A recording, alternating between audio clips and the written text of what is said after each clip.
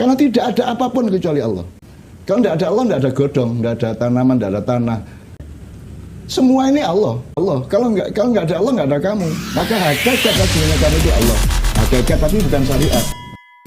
Saya mohon pencerahan Mbah Nun tentang keyakinan sebagian orang Jawa yang mendefinisikan kata wujud. Ada yang beranggapan atau mengartikan wujud itu artinya adalah ada. Tapi juga ada yang mengartikan wujud itu artinya adalah nampak. Jadi ada dan nampak gitu ya. Jadi ada dua makna pada kata wujud.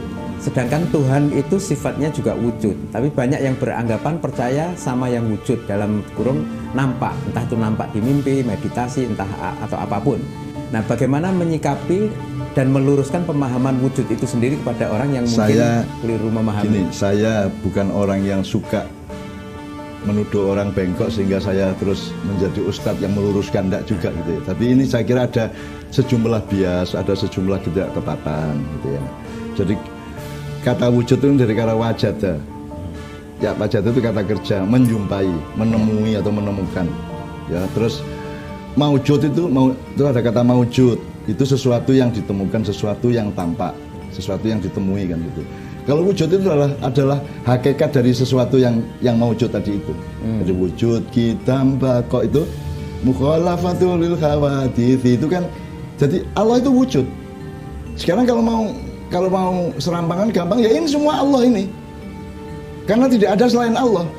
Ini semua Allah ya godhong kuwi nek aja terus ngarani godhong adalah Allah.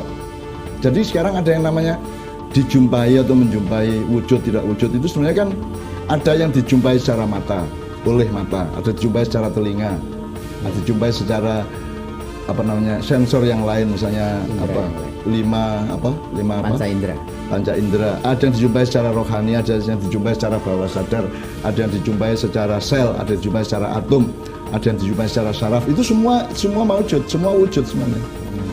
Nah, wujud yang kita kenal adalah wujud materi. Karena sekolah hanya mengajarkan materialisme dan kehidupan kebudayaan kita juga hanya mengajarkan materialisme. Akhirnya diseret kata wujud itu menjadi materialistik, sing kasat moto, sing ketok moto, sing krungu kuping kan gitu. Ya. Kan akhirnya dipersempit seperti padahal yang namanya wujud itu kalau mau begitu asalkan kamu kuat loh ya, nanggung ya. Lah semua ini Allah. Karena tidak ada apapun kecuali Allah. Maka semua ini ekspresi Allah atau kita turunkan ini ekspresi Allah, ini wujudnya Allah, ini manifestasinya Allah. Kalau tidak ada Allah, tidak ada godong, tidak ada tanaman, tidak ada tanah. Bahkan nanti akhirnya tidak ada motor juga. Kalau Allah tidak mengizinkan motor bisa jalan, ya tidak jalan. Jadi terserah itu semuanya. Itu tergantung kedewasaan kita masing-masing. Tidak salah kalau ngomong kalau dikatakan bahwa Allah itu kelihatan ya kelihatan. Semua ini Allah, tapi semua loh ya. Jangan termasuk kamu Allah. Kalau nggak ada Allah, nggak ada kamu. Maka hakikatnya sebenarnya kamu itu Allah. Hakikat tapi bukan syariat. Ya, ojo terus nyalani aku Allah rek. Jangan bilang gitu. Iki Allah rek. Yang main gitar itu Allah, yang duduk gamelan itu Allah. Jangan gitu. Itu kan menjadi tidak skalatif ya, tidak mengerti bahwa Allah itu sebuah keseluruhan, sebuah asil mukafah itu ya. Utuhulu fisil mukafah. Jadi tapi kalau ngomong hakiki, ya tidak ada selain Allah. La ilaha illallah, tidak ada apapun yang lain kecuali Allah. Jadi semua itu langit, bumi, awan, sengenge, bulan, itu Allah. Tapi tidak lantas Anda bisa mendefinisikan rembulan adalah Allah, matahari adalah Allah. Tidak bisa begitu. Keseluruhannya ini adalah Allah karena keseluruhan ini kalau tidak ada Allah ya tidak ada. Jadi itu representasi Allah semuanya. Semua adalah wujudnya Allah. Wujudnya Allah gitu. Tapi itu harus agak pinter sedikit lah, harus halus sedikit ya, harus ada pilah-pilah yang sangat detail di dalam otak kita kan gitu. Nah orang kok dadi kelne. Semalam saya ketemu Allah pakai pakaian seperti Pangeran Diponegoro misalnya. Terus matanya itu mencorong seperti dua matahari misalnya gitu ya. Ya. Itu pun bahkan saya tidak marah. Saya tidak mengkafirkan orang seperti itu. Itu kan wujud subjektif yang kamu temui, subjektif kali ya. Jangan lantas itu kamu yakini sebagai sesuatu yang objektif. Kan kita orang modern mengerti subjektif, objektif ya. Tidak apa-apa. Kan prinsipnya hidup itu kan gitu. Anda ngelihat daun, masa enggak ingat Allah kan gitu kan?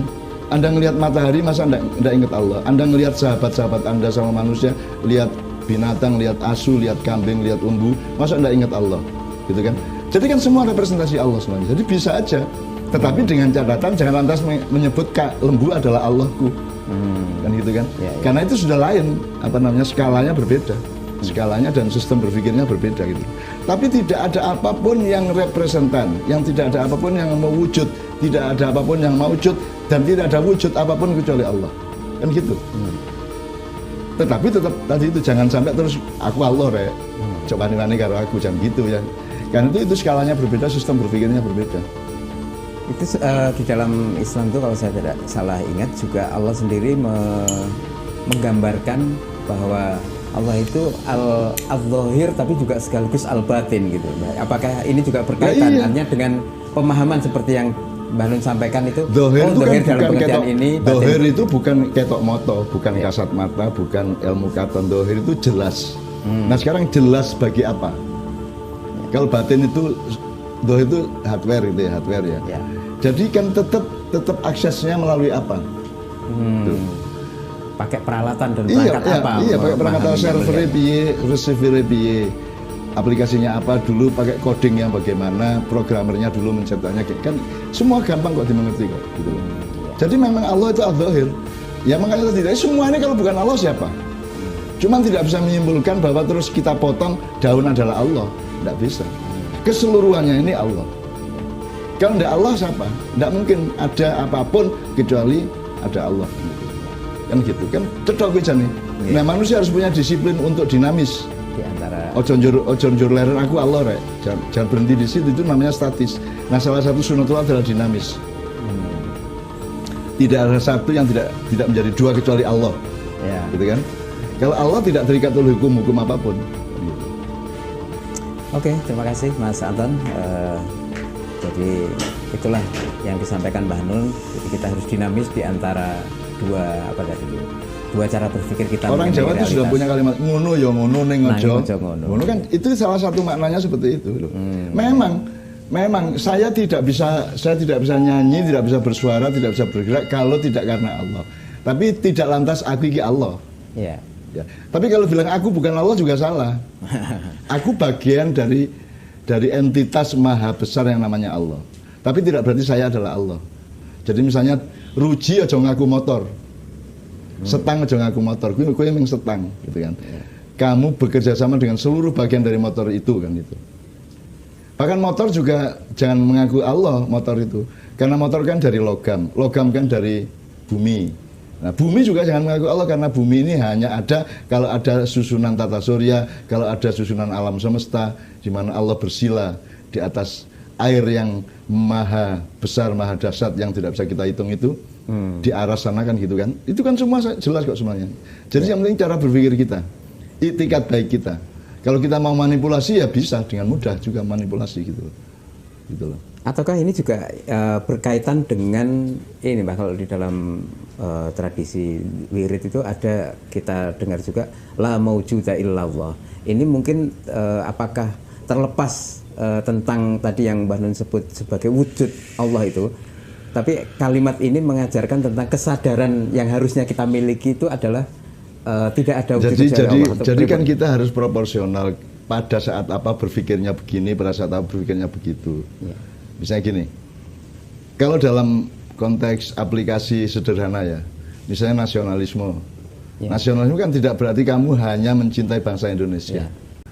Apa kamu ada orang kecelakaan motor, terus kamu tahu dia orang Vietnam, terus nggak kamu tolong gara-gara nasionalis Indonesia, kan ora?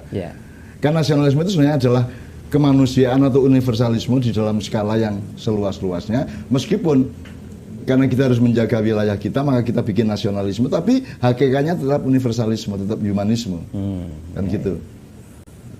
Skala ini ya. Iya, orang jatuh di jalan tetap kamu tolong meskipun agamamu berbeda, meskipun sukumu berbeda, bangsamu berbeda kan, tapi sama-sama makhluk Allah kan gitu. Termasuk bersodako rasa takon sik kowe agamamu apa kita kei zakat aja ngono. Bersodako kan untuk 8 asnaf, orang miskin, orang fakir, orang apa 8 itu ya. Dan itu tidak ada Muslim, tidak ada. Dari 8 tadi tidak ada, yang Muslim itu tidak ada.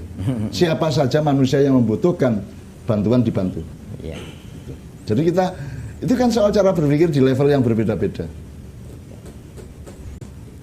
Artinya main pingpong jangan berpikir dan memakai mindset orang main volley kan gitu kan. Yeah. Kalau Anda main volley ya jangan berpikir dan bertindak seperti orang main sepak bola, kan gampang sebenarnya kan.